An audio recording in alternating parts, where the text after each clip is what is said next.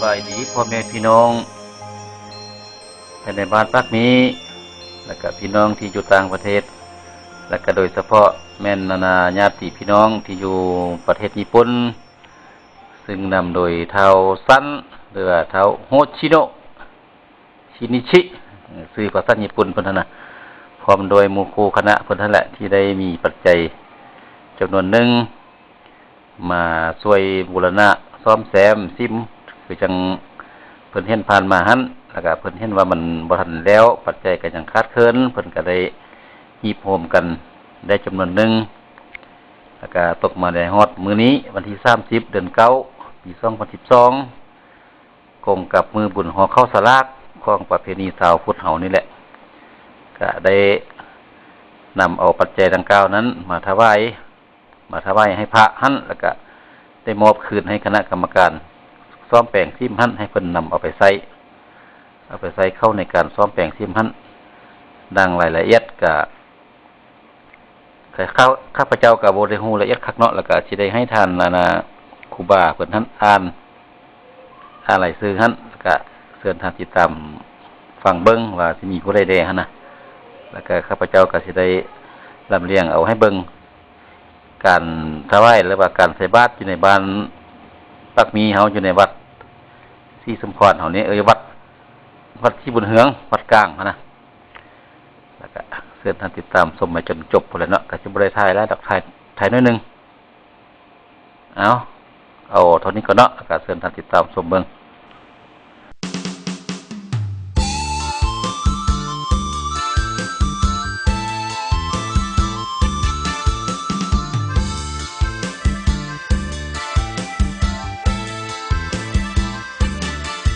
เสียงแค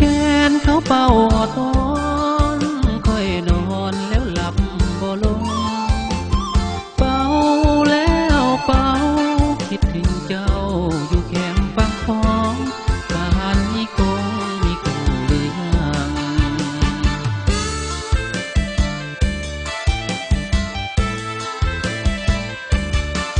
เสียงแคนเขาเป่าอดนอนเมื่อก่อนนั้นเจ้าเคยฟังแต่แล้วแต่คิดถึงแต่เจ้าปางข้าวหลังป่านนี้ยังคิดถึงอ้ายอยู่บ่หนอ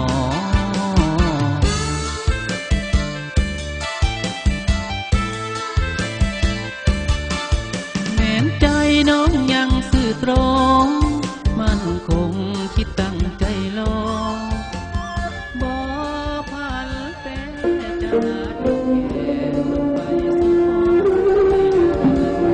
อมีบ้าน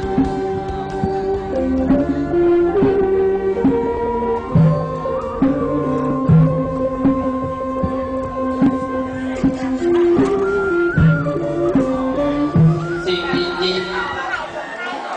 จำนวนเงิน10,000 เยนเนาะ10,000 เยน2ท่านนิละไถดวงตะวันจำนวนเงิน5,000 ดินขออนุโมทนาเนาะ3ท่านไถตะกะกิโลซื้อนี่ก็มีแต่กุมีแต่กะเนาะมาจากญี่ปุ่นเลยจำนวนเงินอยู่3,000 เยน4ท่านโนรินใส่ดวงตาจำนวนเงิน3,000 เยน5ท่านกุลาดีที่พงจำนวนเงิน2,000 เยน6ท่านนางแสงพระจันทร์เทียร่าจำนวนเงิน2,000 เยน7ท่านบุญมาสลางน้ำจำนวนเงิน1,000 เยน8ท่านพิสดาพุทธสอนจำนวนเงิน1,000 เยน9ท่านนางอภัยสอนรักจำนวนเงิน1,000 เยน10ท่านอภัยพระดีวงศ์จำนวนเงิน1,000 เยน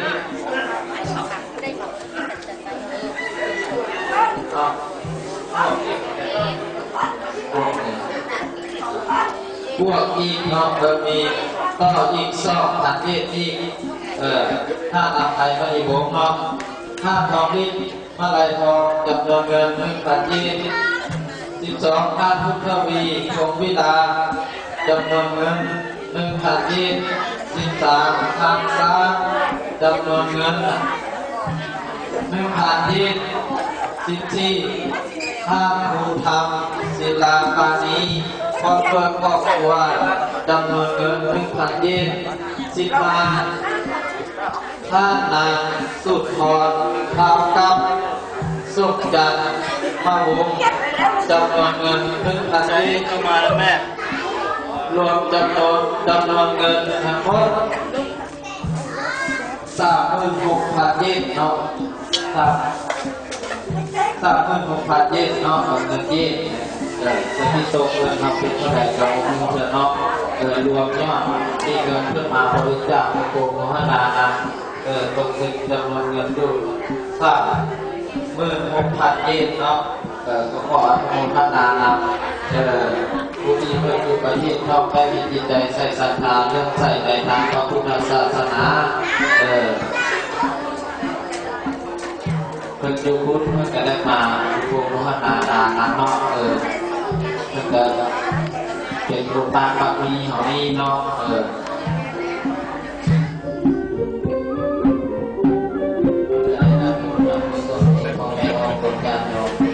มากินมาทานมานี่เนาะหรือว่าโลกเอาหน้ามาใส่ล่างเอาล่างไปใส่หน้าสับกันลงซึ่งเป็นหลายเลยเนาะดีใจนำบุญนำกุศล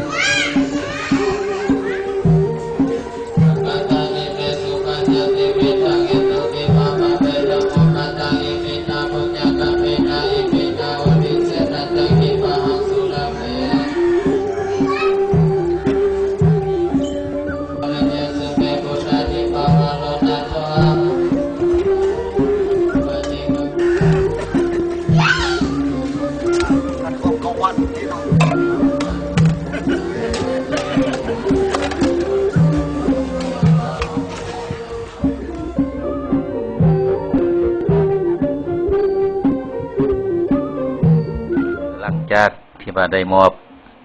ได้ยังให้เพิ่นปรับพิธีแล้วก็ข้าพเจ้า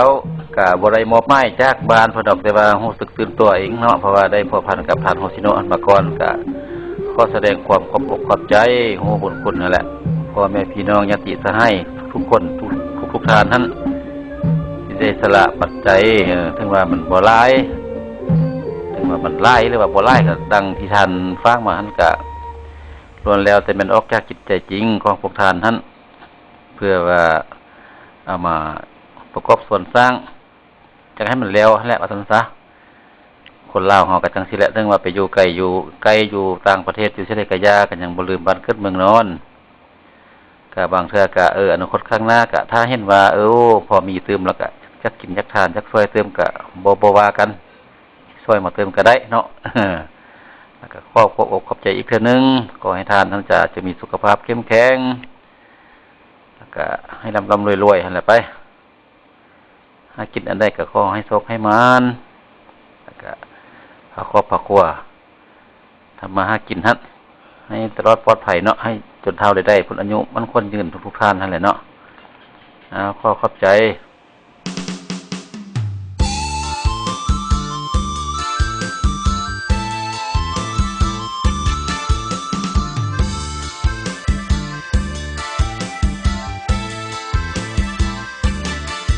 เสียงแคนเขาเป่าออดอ้อนค่อยนอนแล้วหลับบ่ลง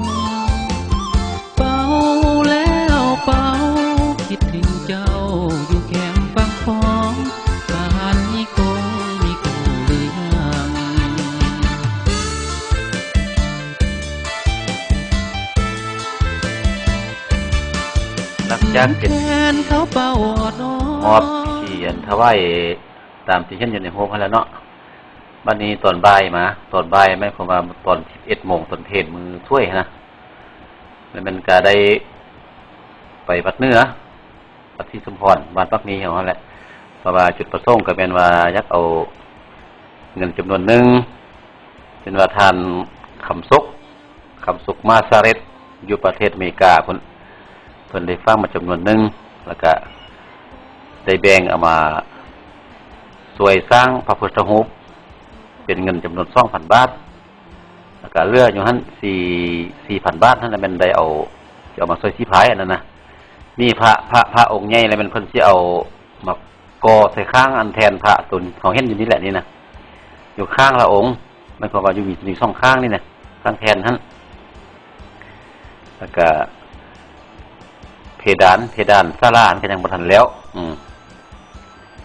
ก็สิคอยเฮ็ดไปนี่แหละคันบ่ได้มีจิตใจใส่ศรัทธาได้ก็เห็นก็อยากกินอยากทานอยากช่วยนำก็ช่วยก็บ่ว่ากันบ่มีแล้วก็ย่อมือสาธุนำก็ได้บ่เป็นหยังพวกเราเฮาศาสนาพุทธเฮากันอย่างนั้นแหละอันนี้เลยเป็นสภาจูนวัดเนื้อหั่นอาการในนี้ท่านคำสุขเพิ่นท่านก็ได้มาเฮ็ดให้พี่ให้น้องเพิ่นเฮ็ดผ้าเข้าผ้านึงเป็นซ่องผ้าแล้วไปเพราะว่าพี่มันมีซ่องไอ้น้องดิมีท่านนางยุ่นแม่นางพิงแล้วก็นางยันนั้นทาวาเมทาปืดท่านก็ได้มาเฮ็ดเขาให้ผู้ละผาเฮ็ดเพื่ออุทิศไปหาดวงวิญญาณของผู้ของพี่ของน้องของผู้คนดีเสียชีวิตไปก่อนแล้วนั้นท่านตามความเชื่อของเฮาแล้วเป็นว่าคันลูกหลานบ่เฮ็ดนั่นแหละเป็นคนที่บ่ได้กินว่าจังซั่นซะก็จักสิเป็นแท้หรือบ่ก็เป็นตามความเชื่อของเฮาก็เฮ็ดเฮาเฮ็ดแล้วเฮาดีใจนี่เด้ของไอ้น้องเพิ่นก็นั่งเฮียงกันอยู่นี่เด้ตัวจริงก็เบิ่งไปตามรูปนี่เนาะแล้วก็ข้าพเจ้ากำลังจะมีรูปตัวนี้ก็สิมีรูปเป็นวิดีโอให้เบิ่งแดแล้วก็บ่มีหยังหรอกสุดท้ายนี่ก็ขออวยพรให้ทานกับสุขเพิ่มอีกวันนึงเนาะบางนึงก็บ่ได้เว้า5ตั้งแต่ทานโฮชิโนะเพิ่นก็พร้อมโดยครอบครัวเพิ่นท่านก็ขอให้มีความสุขความเจริญเนี่ยความปรารถนาสิ่งใดก็ขอให้ได้สิ่งนั้นดังความมุ่งมั่นปรารถนาให้ได้ไปจังซี่เด้ก็ยังบ่ทันเท่าไรเทื่อยังบ่สร้างสิอธิบายให้ฟังบ่สร้างสิเว้ายังก็อันนี้มันดีก็คิดเอาหั่นล่ะไปเนาะก็ขอบใจ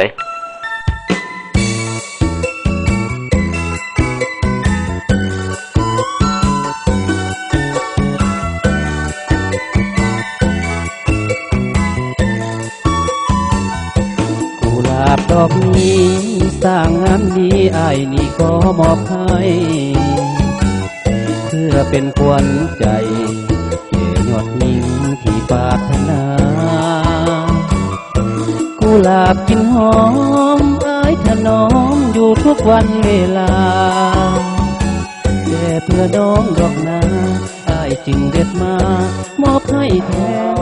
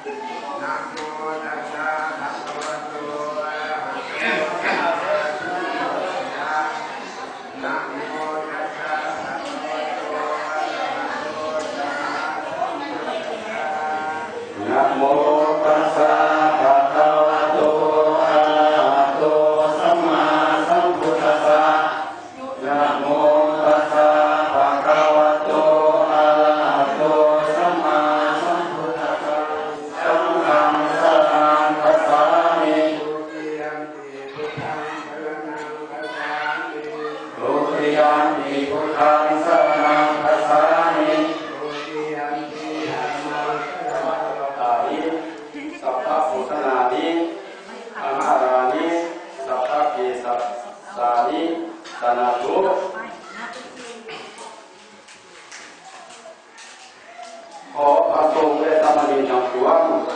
จงฟังคำของข้าน้อย จะได้ก้าวมาบุกโลกมาประพระนำต่อไปนี้บัดนี้พวกธรรมทั้งหลายมีอุปสมบทปฏิกาผู้มีจิตศรัทธาเลื่อมใสได้น้อมนำมาอย่างน้อมสาระกับพระตาพร้อมด้วยพระตาหานานาสนิทุกสิ่งพร้อมกับในหน้าทางมาถวายเป็นสังฆทานแก่พระผู้ถูกสามเณรอันว่าสาระกับพันนี้ย่อมมีอานิสงส์อันยิ่งใหญ่สมเด็จพระพุทธองค์ได้ทรงบัญญัติไว้ว่าบ่ได้กำหนดโดยตรงว่าเป็นข้อปฏิถูกหรือสามเณรองค์ใดองค์หนึ่งเลยแม้เป็นข้อที่ถูกสามเณรที่ถูกสาระคือของพระมุขศาสนาพระพุทธเจ้าได้ตรัสไว้ว่าให้ถูกสาระแต่ละองค์เป็นลำดับไปจนกว่าจะหมดสาระที่ต้องศรัทธาแต่ละคนได้เขียนชื่อเราบอกสาระประพัดที่เขียนใบสาระไว้ในมอบสาระและสาเขาเพื่ออุทิศให้งานพี่น้องที่ลงรับไปแล้วบัดนี้ต่อไปข้าน้อยจะได้เข้าเทวดาแม่พระธรณีเข้าจากตุลกบาลนาทีจงได้มาเป็นสักขีพยานได้นำเอาเข้าสู่ตัวนี้ไปพ่อให้แก่บิดามารดาญาติเก่าสลาตานีภรรยาบุตรบุตรบุตรบาอาจารย์ข้องกันเจ้ากรรมนายเวรของพระขน้อยพระสังสุมาสายคือสหรัฐอเมริกาได้บริจาคพาเข้าแจ้งเงินขาและเงินจำนวน2,000 บาทเพื่อเอามาทำพระพุทธรูปและเพดานตารางดำขออนุโมทนาเนาะสาธุ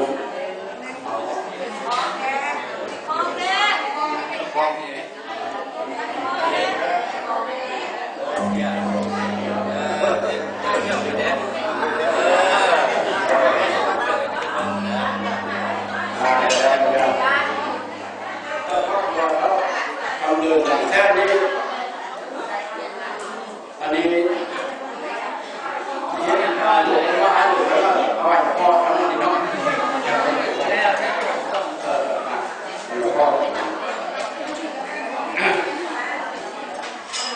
เอาว่าน้ำมันต้องการเอาไว้สักครั้งนะโมตัสสะภะคะวะโตอะระหะโตสัมมาสัมพุทธัสสะข้าแต่พระสงฆ์ผู้เจริญทุกคณะทั้งหลายขอน้อมถวายพระสละกภัตกับสังฆทานและเครื่องบริวารทั้งหลายเหล่านี้และพระภิกษุสงฆ์พระสงฆ์ผู้มาเอาคือพระเจ้าจับไปเพื่อว่าอย่างเดียวและความสุขความเจริญและพวกคณะทั้งหลายใจนักพี่น้องทั้งหลายและความที่เกิดขึ้นกิจามันดาบุตรีบุตราสามีภรรยาญาติกาอุตสาผู้ภาษาอาจารย์ที่ได้ลงรับไปสู่ปรโลกเมื่อนั้นพร้อมกับที่ตนทั้งหลายขอเชิญดวงวิญญาณของพวกเจ้าท่านเจ้ามานี้จงมาหาเขาคนผ่านเหล่านี้เมื่อท่านตนได้เองผ่านเองเมื่อได้รับแล้วห้ามตกทุกข์ขอให้พ้นจากทุกข์ห้ามตกทุกข์ขอให้สุขยิ่งขึ้นไปเอาต่อเข้าสู่พันธะถ้าเป็นการจำเป็นยังไม่ได้เถิดยังเย็นไปใจก็อยู่ในสัพพะในคนนี้ขอให้พวกเจ้าได้เกิดอยู่วันนี้มีความสุขและความอุทิศไปถึงเจ้ากรรมนายเวรของพวกเจ้าในนี้ขอจงมาเอาขอบุญกุศลนี้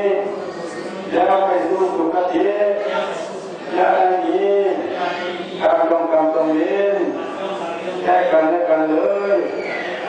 ขอบคุณมาเอาเถิดสาธุสาธุสาธุอนุโมทามิเอาชื่อใดเราไม่ได้ยอมว่าท่านไหนบอกว่าท่านบอกว่าให้บุญมีคนมีกันเยอะก็ต้องฟ้าตรงนี้แล้วท่านบอกไว้จะไปดูได้ท่านบอกว่าโอเคโอเคได้ดูกัน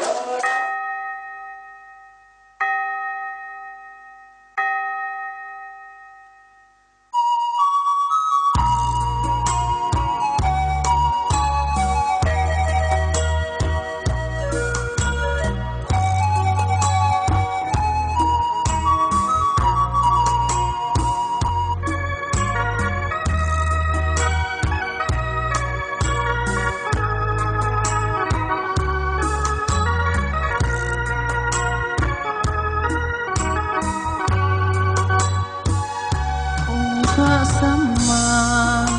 พระสิทธัตถะพระเจ้าที่ทั้งของเฮามวลเหล่าสาวพุทธทุกคนน้อยใหญ่ยิ่งสายมีสุขหรือว่ายากจนมาพร้อมกันอุทิศตนขอสนห่มพึ่งบารมีพระศาสดาองค์มีปัญญาเลิศล้ำตรัสรู้เห็นธรรมเก็บกรรมไว้ในคำพีร์บัญญัติบอกไว้ทุกคนให้สร้างความดีอย่าได้อิจฉามีอย่าเสียดสีให้ฮักแพงกันพอปาน้ำบังเบียดข้าอาทินนาอย่าได้ลักเอาของกันกามเมห้ามลวงประเวณีกันมุสาวาทาเวนั้นอย่าตัวกันหลอกลวงใดๆสุราเมลัยสินหาขอทายสุดนั้นอย่าเหิมกันเมาแล้วปั่นป่วนหัวใจสินทางหานี้บ่ควรที่จะละลายให้ปฏิบัติไว้ได้จะเงื่อมใสสัวสิ้นเสียวา